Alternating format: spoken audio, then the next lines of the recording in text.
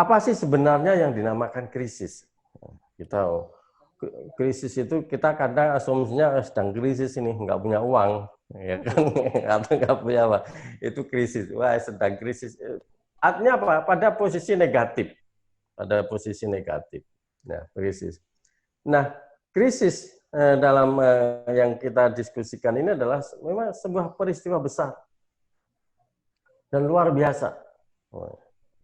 Dan peristiwa besar itu adalah berpotensi negatif. Negatif. Meskipun negatif bagi seseorang belum tentu negatif bagi orang lain. Tapi bagi kita mayoritas bangsa bahkan dunia hari ini adalah wabah ini adalah krisis. Karena berpotensi negatif. Berakibat hal yang mengancam, mempengaruhi organisasi, ya, jelas.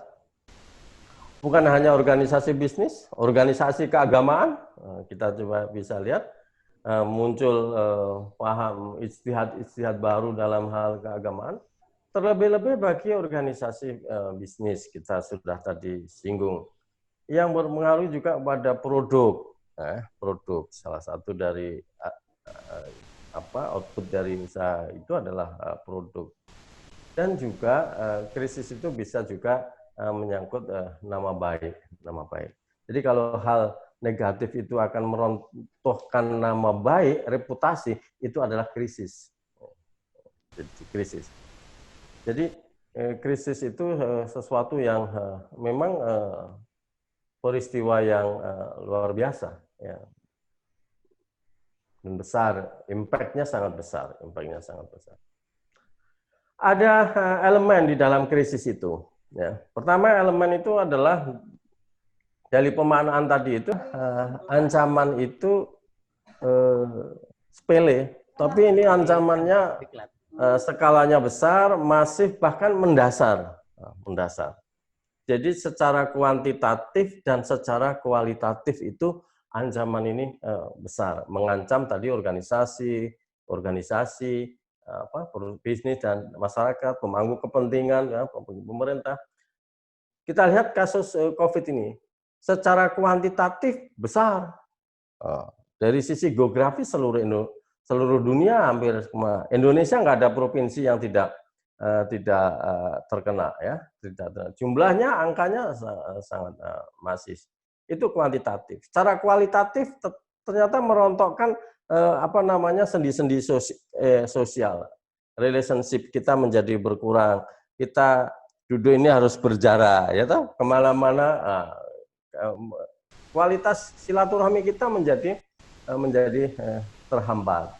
Sehingga memang ancaman yang secara kuat, ya, begitu luar biasa. Dan yang kedua, elemen dari krisis itu adalah unsur keterkejutan. Tidak pernah diprediksi sebelumnya. Jadi membuat orang kaget. Karena memiliki efek keterkejutan, maka masyarakat menjadi gagap. Indonesia termasuk hal yang gagap menghadapi wabah yang seperti sekarang ini. Apalagi ini dianggap bencana yang relatif yang baru, ya, yang kita alami. Ada unsur keterkejutan. Jadi peristiwanya itu mengejutkan. Kalau peristiwanya itu rutin bisa diprediksi. Tapi ini peristiwanya adalah tidak bisa diprediksi. Maka elemen krisis berikutnya adalah dibutuhkan keputusan yang cepat. Terlambat dalam mengantisipasi bisa berakibat lebih fatal. Indonesia dinilai agak terlambat mengantisipasi ini. Nanti akan kita diskusikan tahapan-tahapan krisis itu. Jadi membutuhkan keputusan yang cepat. Nah, untuk mengambil keputusan yang cepat itu tidak mudah persoalannya. Kenapa? Karena peristiwanya itu mengejutkan. Itu unsur emosionalnya lebih tinggi daripada unsur rasionalitasnya. Nah, sementara keputusan itu diambil harus berdasarkan keseimbangan antara emosi dan rasio. Saya yakin pada tahap awal wabah ini yang paling terasa itu adalah dampak psikologisnya, dampak psikologis. Jadi banyak orang stres, ya, banyak orang yang tertekan, ya, belum mampu untuk diajak berpikir secara rasional. Nah, padahal keputusan harus diambil cepat. Nah, oleh karena itu dibutuhkan nanti bagi organisasi dan perorangan yang eksis itu adalah orang-orang yang memiliki kelebihan-kelebihan dalam menghadapi krisis ini. Nah, siapa? Nah, kita akan sedikit bedakan antara manajemen risiko dengan manajemen bisnis, manajemen krisis. Mungkin Ibu dan Bapak-Bapak sudah sering mendengar istilah manajemen risiko. Ya. Risiko itu adalah manajemen risiko itu menilai potensi ancaman dan sudah mempersiapkan cara terbaik untuk menghindar dari ancaman itu. Jadi ancamannya belum real, ancamannya masih dalam tahapan adalah potensi yang dinilai. Sementara manajemen krisis itu adalah proses organisasi yang mengelola peristiwa besar yang merugikan organisasi. Ya. Dan ancaman itu sudah real, sudah menjadi sebuah kenyataan.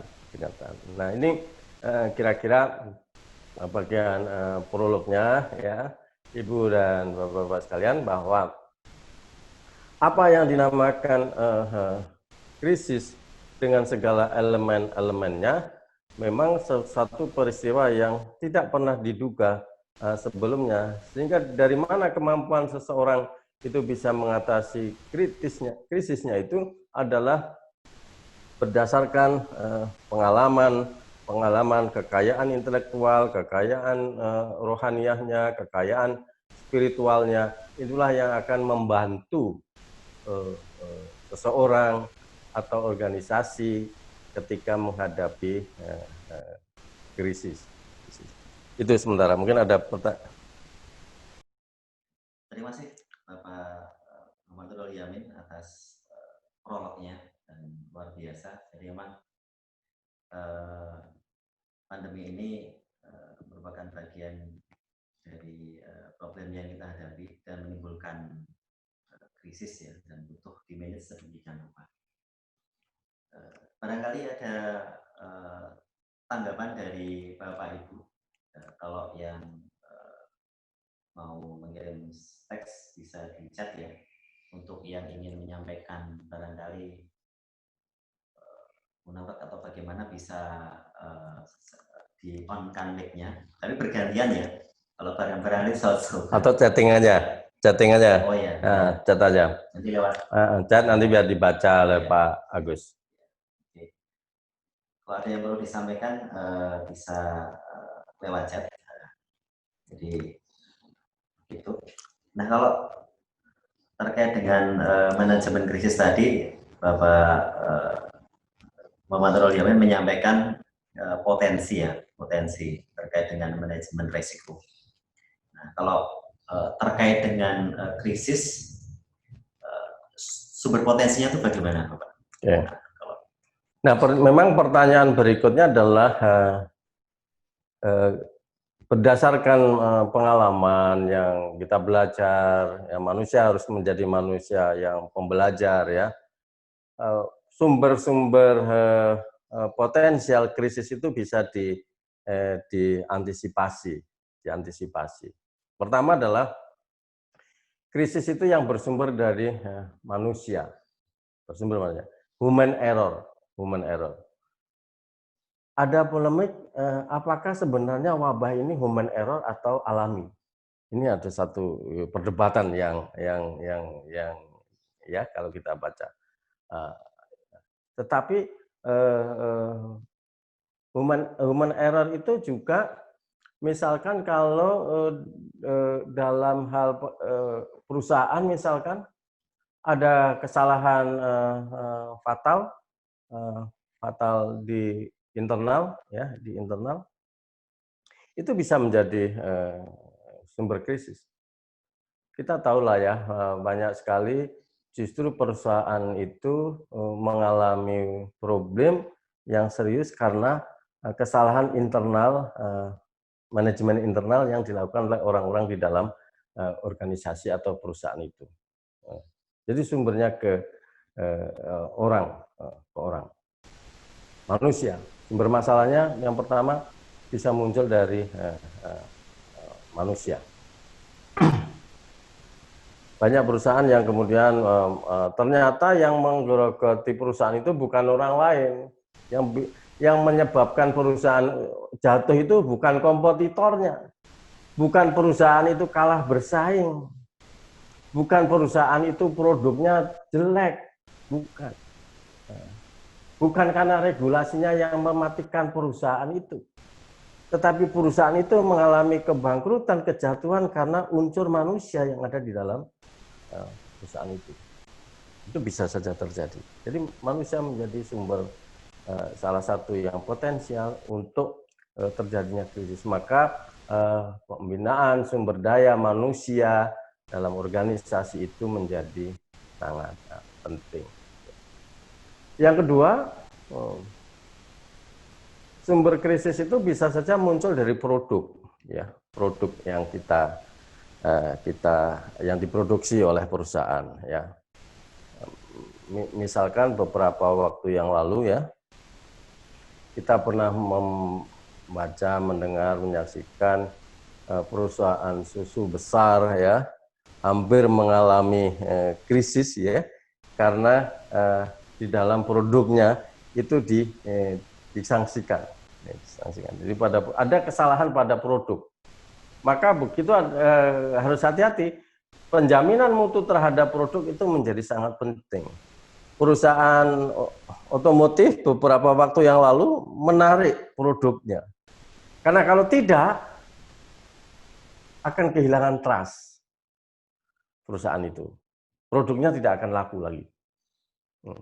Jadi hati-hati produk yang kita dihasilkan oleh perusahaan itu, apalagi perusahaan yang sudah punya nama, maka menjaga kualitas produk ini. Bisa saja krisis itu terjadi bencana, pabrik atau fasilitas, kebakaran misalkan, atau karena apa, ya, terjadi sesuatu teknikal, ya, secara teknikal di perusahaan itu yang membuat misalkan seluruh mesin tidak berfungsi, misalkan. Itu bisa saja terjadi. Bisa saja krisis itu muncul dari kompetitor karena persaingan bisnis. Oh, ini sering kita dalam skala yang tidak terlalu besar. Kemarin kita menyaksikan juga bagaimana perusahaan ayam goreng, ya, dengan nama yang sama, Nah, ini adalah kenapa harus sampai mempertahankan semaksimal mungkin? Karena ini kalau terjadi akan merupakan krisis bagi perusahaannya. Kenapa? Karena ini persaingan di antara kompetitor. Bisa juga regulasi, ya, regulasi yang tadinya memberi peluang yang besar, ternyata kemudian terjadi pengetatan. Bisa saja regulasi.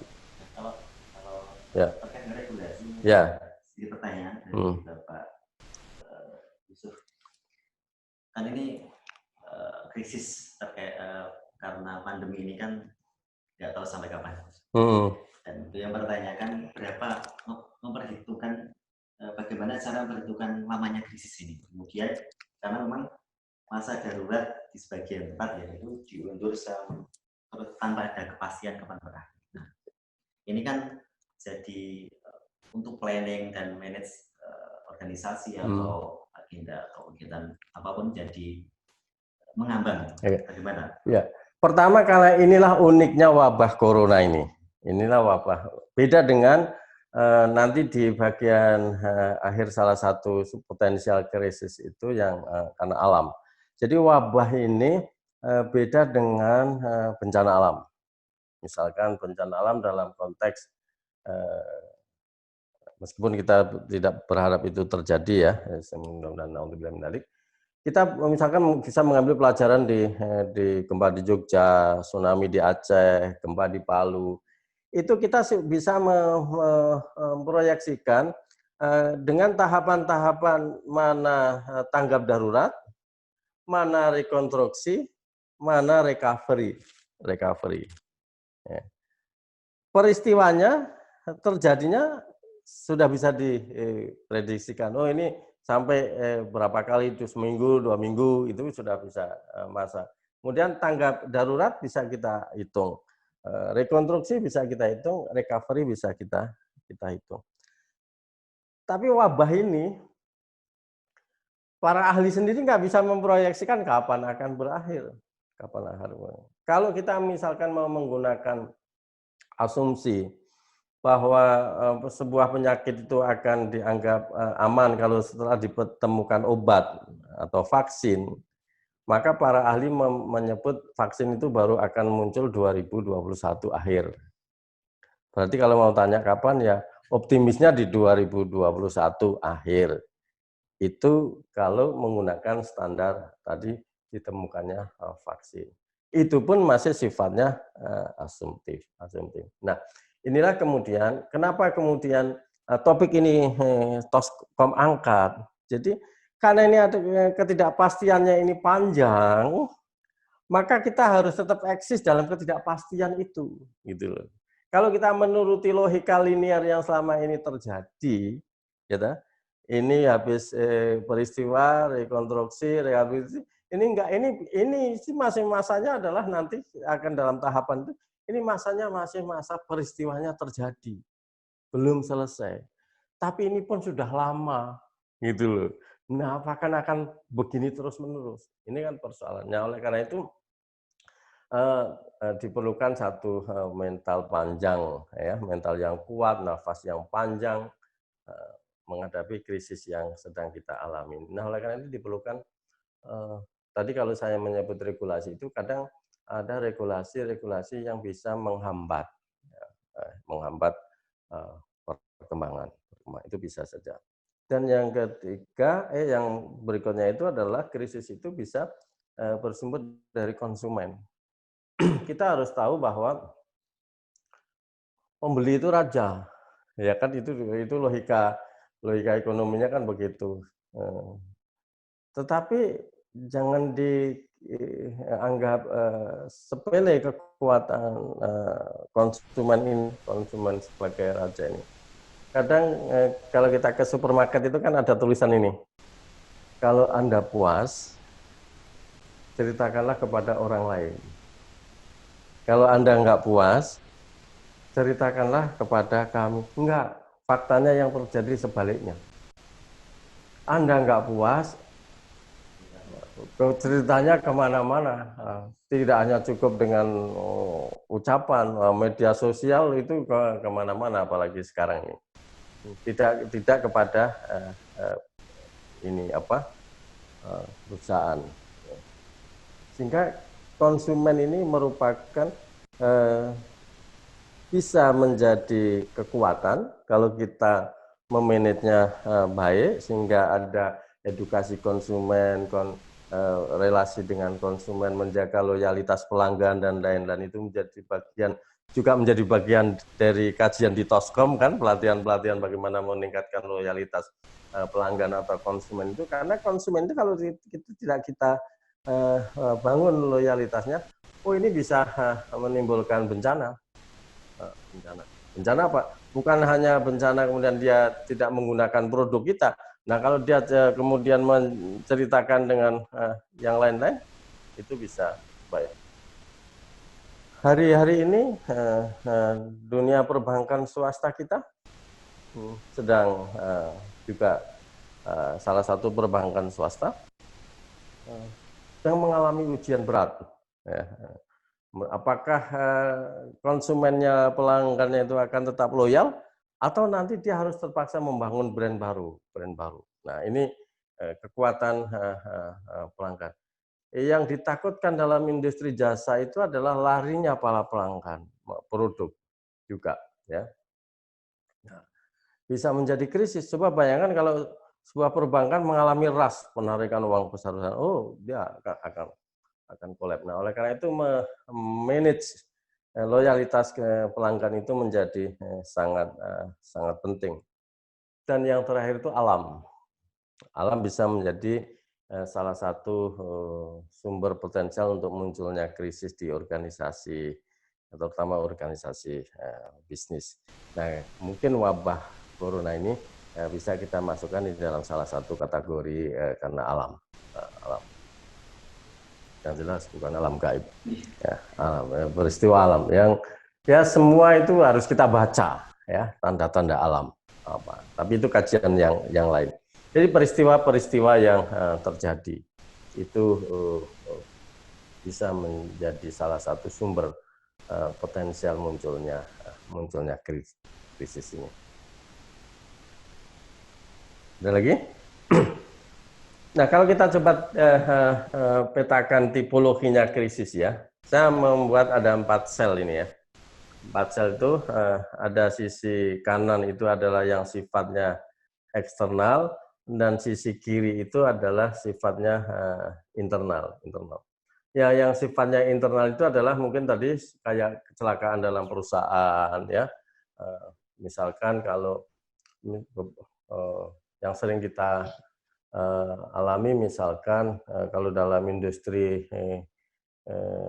energi misalkan ya, listrik misalkan, sering kan kita melihat oh ini sekarang terjadi peristiwa ini, maka di beberapa tempat terpaksa mengalami pemadaman atau distribusi mengalami keterlambatan karena ada beberapa hal yang terjadi. Nah, itu sifatnya internal.